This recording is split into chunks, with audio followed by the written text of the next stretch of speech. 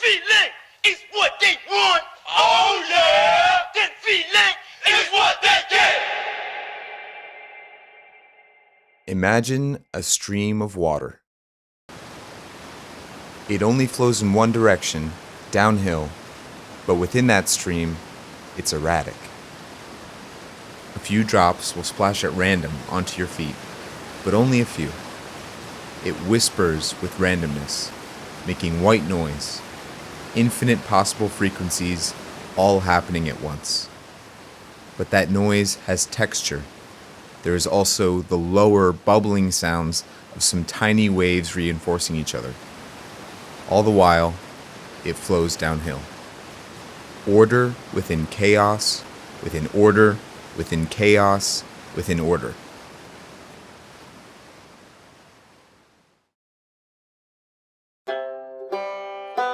Last Sunday, I lay awake in bed. I had just finished watching the movie Coherence, which is about a dinner party between friends and frenemies that takes a surprise twist into quantum entanglement. I liked the movie, even though when I originally had opened HBO, I was looking for the movie Solaris. Coherence showed up first. Oh, whoops, this is Apple TV, not HBO. I guess a random mistake. I had heard of Coherence before, though. I knew it was about some quantum stuff. And it seems like that's been coming up a lot in my life lately. What's up with that? Books, movies, games, everything I've been consuming lately seems to have something to teach me about infinity. Sometimes explicitly, and maybe sometimes that's just what I'm projecting onto it. I mean, Mario Kart can't be all that deep. Or can it? So anyway, I watched Coherence. The movie was alright, but it was also kind of corny, and it does that thing I really hate where they're trying to talk about infinity, but they make it so lame. Like you're talking about literally infinite possibilities, and you focus on dumb stuff like relationships. Why not think bigger? Why confine infinity to the context of quote-unquote decisions when a decision isn't one distinct thing? I don't know. So afterwards, I was left kind of stirred up, and I was lying awake in bed, partaking in the great international pastime of scrolling on YouTube, looking for something just comforting and just stimulating enough. And I found this. Isn't that cool? Breath of the Wild versus Tears of the Kingdom, which is better, by The Nothing Show. Now, would you believe me if I told you that I have already played both of these games? I like Zelda games. And would you also believe me if I told you that I've seen like 1,000,000 hours of video essays about them too? I might dare to say I've spent more time watching those video essays about them than I have playing the actual games. I think it's safe to say I've heard just about every opinion. But this one seemed just right tonight. And besides, it only has 49 views. This was special. How unlikely it seemed that this video would get recommended to me, out of all viewers and out of all creators. I don't know, I had a hunch. And my hunch was right. The video was super good. This kid's got moxie, up there in front of the green screen in his shorts and socks. So many videos that tons of people see are terrible. And this one is awesome and heartfelt. And it found me out of billions of users. So I caught a vibe, but then I sort of came down from that. Another part of myself chimed in, saying that I was being dumb and that this was not special. This voice said to me, first of all, it's a YouTube video. And second of all, you watch so many videos. It's not insane to think that once in a while, you'll have sifted through the top of your niche so much that you'll encounter something buried deeper. Like, kudos self that you enjoy it, I guess, but this particular video finding you is only noteworthy after the fact because you liked it. It's just confirmation bias. Does that make sense, idiot? So then I was a bit crestfallen. Isn't it funny how you can do that? I drifted off to sleep.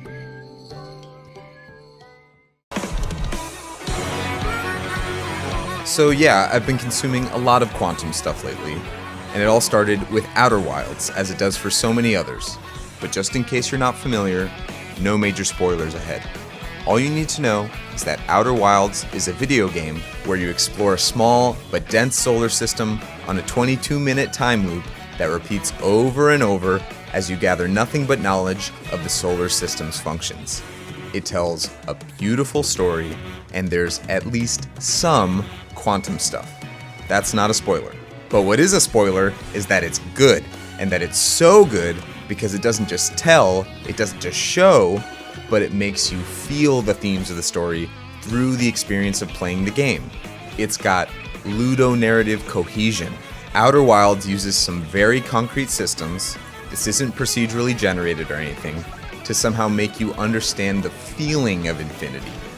It doesn't just show quantum behavior, it teaches you why anybody, through intuitively living life, might discover the idea of infinity in the first place, when it's supposedly something that we can't imagine or understand on an intuitive level. But I sort of think that we can. I can feel that tickle in my brain, and if someone noticed infinity, or came up with it, we must have some understanding, even if we can't really put it into words. And Outer Wilds makes you feel that brain tickle on every scale. Remember that 22-minute time loop? Well, you're probably going to use a lot of them, and don't worry, you have as many as you want, but technically, you only need one to beat the game. It only takes a couple of minutes, hypothetically. But that's not what happens. Somehow, in a game where there's no unlockable abilities to stop you from running right to the end, almost nobody does that. And not because they don't want to, but because the gravity of the unlikeliness of putting the pieces together just so, without, I guess, 17 hours of 22-minute time loops, on average, is so unlikely that it's never happened on a first try. This is fascinating. There are infinite places to start, even if the developers enforce their own gravity in the trends of player progression by dropping you little breadcrumbs and hints. Still, anything can happen, and any order of discovery technically works as far as the game is concerned. If you know what to do, no one's stopping you. Yet, out of that chaos and the infinite possibilities, order arises in the form of a bell curve. There are apparent patterns in how long it takes most players to beat the game, and it might have taken me a little longer than average. But after I did beat Outer Wilds, I read that book Dark Matter by Blake Crouch. It was really good. I didn't watch the show with Owen Lars from Revenge of the Sith, but there's no footage of a book, so here's that. No major spoilers ahead. All you need to know is that there's even more quantum stuff in this thing, and it's sort of in between Cohesion and Outer Wilds in terms of the maturity with which it shows just how far infinity really goes. Grounded, but still totally mind-bending. It was just the right thing while I waited outside in line all day to buy a Switch 2. 2 pieces of quantum art is a coincidence. 3 is a party, or a pattern. Wait, coincidence. Coinciding. Like those bigger bubbles and substreams in the water. Things reinforcing each other. But wait, of course themes of infinity keep showing up. I keep seeking them out. It's a self-fulfilling prophecy. Confirmation bias again, idiot. And yeah, I've been thinking about it a lot. I don't know why though.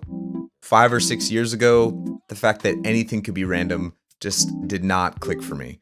I didn't get why statistics should be important at all, when in my life, in any single instance, the unlikely thing could always happen. And then what good does the probability do you? Surely, everything has a cause and effect if you look hard enough. The butterfly effect. I wondered what it would be like to be omnipotent, and I also wondered how determinism made me feel about my life and about free will. Not that it really mattered, because for all intents and purposes we still do have free will, or at least it seems like it. I guess we evolved not necessarily to see things as they are, but in a way that just so happened to help us survive and self-perpetuate. I guess you could say I was a nihilist, but I don't think I am anymore.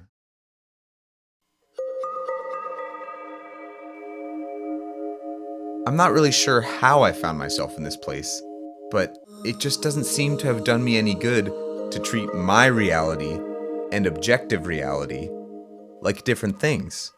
It just feels like gaslighting myself at this point. All the best stuff in my life has come from honoring my own perception. Because you know what? Even the things I imagine are outside of my perception are still in my perception because I imagined them. I've wanted to find an unbiased system of beliefs, but that kind of fundamentally just doesn't make any sense. I can only see what I see. So, what is to see?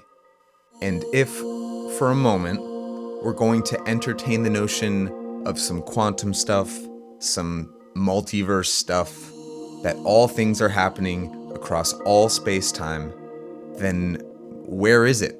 Why do we seem to experience things in a singular, linear way if there's more? Guys, it's because that is what it means to see. What if reality is not something out there, the rest of everything that we can't sense, but rather exactly the thing that happens when you look? Okay, this reminds me of my other gripe with randomness and quantum mechanics. Every description of superposition that I've ever heard used the term the observer effect. I hated that. What's so special about consciousness that it changes an electron's location? How does the electron know we're looking? It seems self-centered and pretty short-sighted.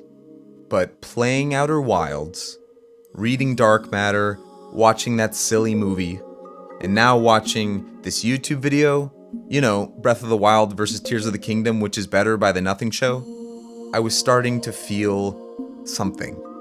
I had been learning a lot lately and getting better at lots of things. Music, video games, reading, writing, running.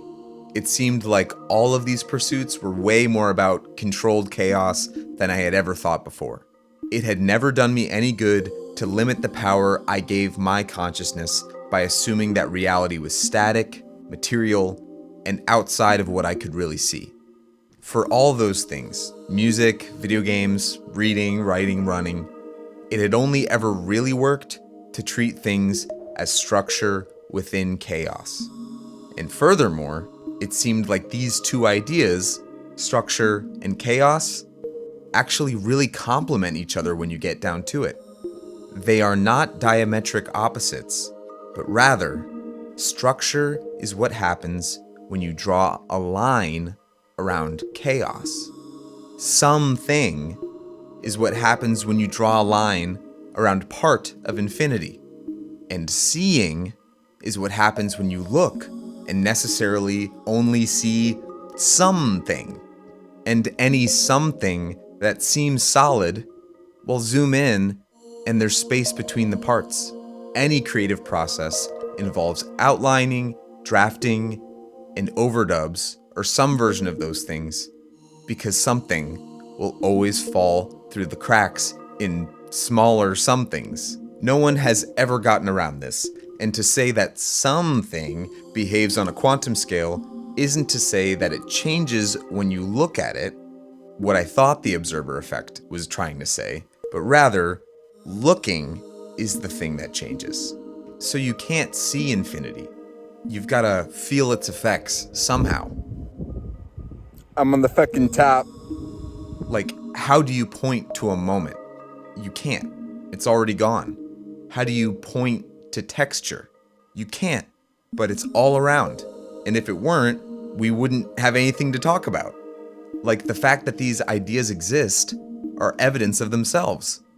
But that part of me still tells me that this is just an illusion. But then, what is real?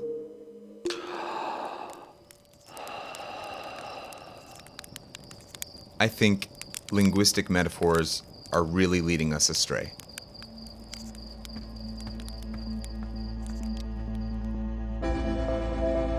But it keeps coming up, and I'm starting to see it in places it shouldn't even be, like in Mario Kart. I'm not sure how randomness really works in computers or how that's even possible, but the draw from item boxes is like a weighted dice roll. It's not quite random, but the probabilities and the possibilities are skewed based on what place you're in. You know, it's not possible to get a bullet bill in first place, but it's also not guaranteed that you'll get one in 20th.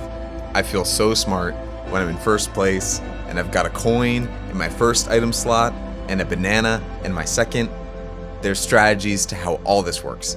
It's not random or unlucky, When the blue shell comes along, or the boo steals your important defensive item, it's just probability. So, even though it seems like I'm unprotected, with my banana way back there in my second item slot, I'm actually more protected. When, in all likelihood, the boo does come around and steal my first item, he'll take that useless coin, and I'll still have my all-important banana. I'd rather have 2 less coins than get hit by a red shell. And sure, getting hit at all, or getting your items stolen, seems counter to winning, but remember the game we're playing here. Hits will come, and all that matters is the win screen, not how you got there.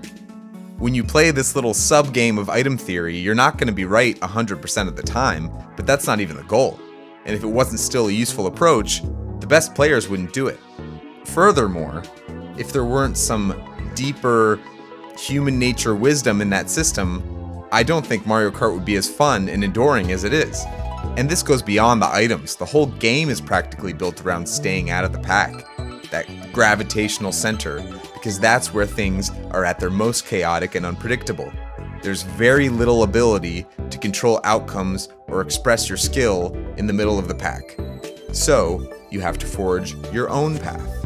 Nowhere is this clearer than the infinite routes you can take in Mario Kart World. And speaking of ludonarrative cohesion, that feeling of literally forging your own path through the open world on a small scale complements the larger exploratory road trip hook beautifully. It's like in Smash Bros. 2, or any fighting game for that matter. Getting hit feels like the opposite of winning, but it's not. Losing is. And as much as you try to optimize and make perfect predictions about your opponent every time, that's just not necessary. Even in a hitless game, you can find something to improve on. And nobody in the history of ever has predicted every single little thing across a game, or an interaction, or a bracket, or a tournament.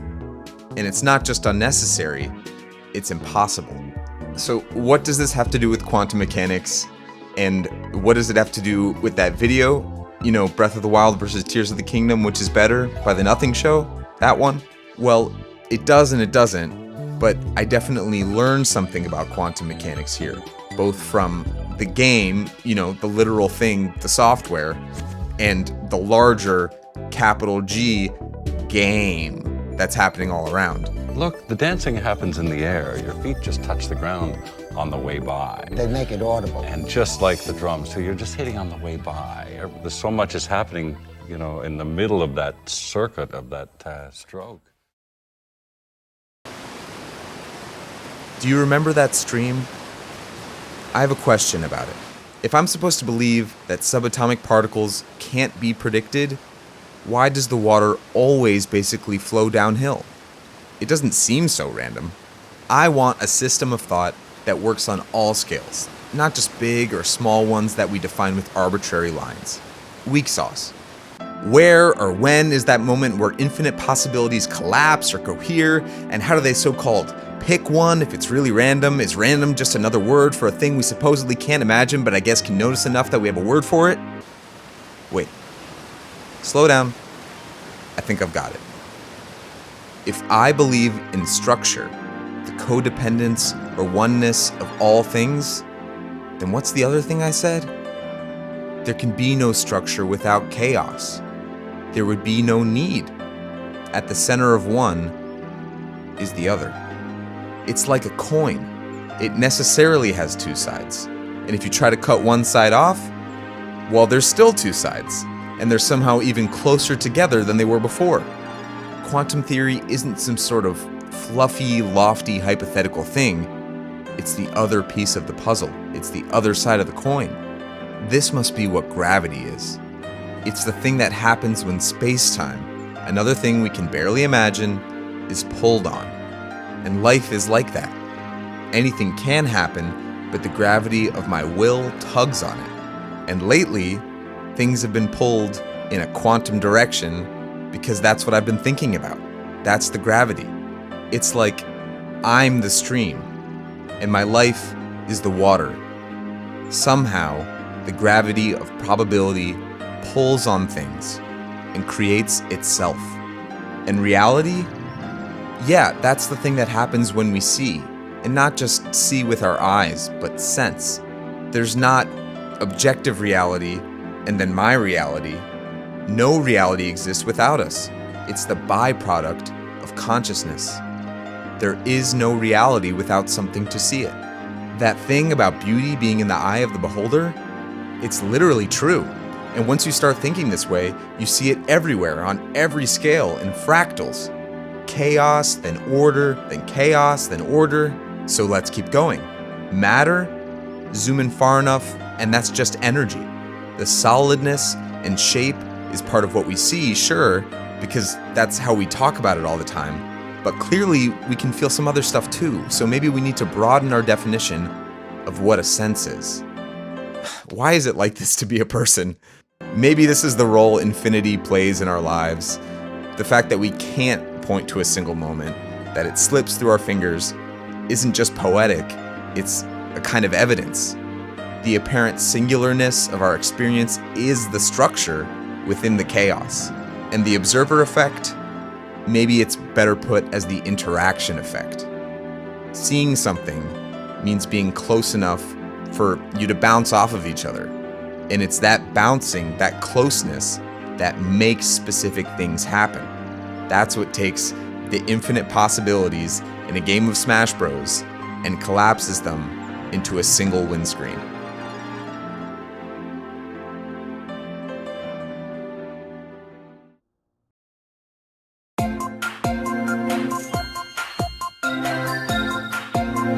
Yesterday I finished that video.